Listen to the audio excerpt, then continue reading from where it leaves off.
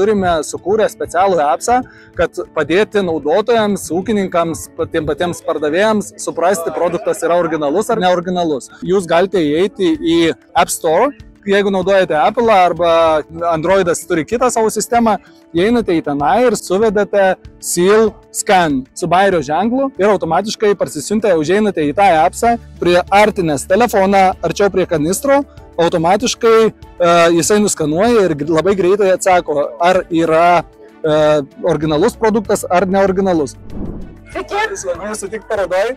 Ir mūsų klausimas būtų toks, gal žinote, kokio dydžio rinka nelegalių pesticidų Lietuvoje šią dieną yra? Nežinau, ar nudžiuginsiu, ar nuliūdinsiu, bet Lietuva tokia yra antilyderė ir mūsų nelegali pesticidų rinka viršyje ES vidurkį. Jeigu bendrai imant ES nelegali rinka svyruoja tarp 10–13%, tai pas mus svyruoja nuo beveik 18 iki beveik 23. Tai kalbant paprastai, beveik kas 4 litras yra nelegalus. Kitas klausimas, dėl ko tas galėjo atsitikti, dėl ko mes tokie, sakykime, antirodikliniai. Čia labai filosofinis klausimas.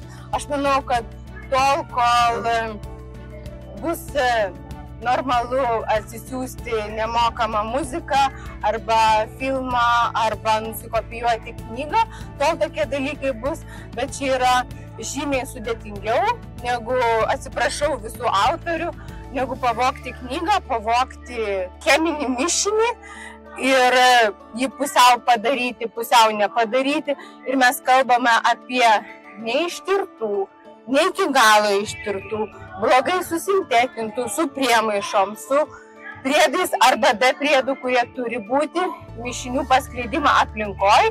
Ir mes kalbame apie poveikį aplinkai ir apie poveikį žmogui. Ką aš galiu pasakyti, kad tas ūkininkas, kuris tikrai nenori naudoti nelegalių produktų, jis neturėtų rinktis kažkokių maišelių visai be etiketės, baltų buteliukų su raudona ar juoda juostelė ar geltona, tada neturėtų rinktis produktų, kurie yra paženklinti etiketė ne lietuvių kalba.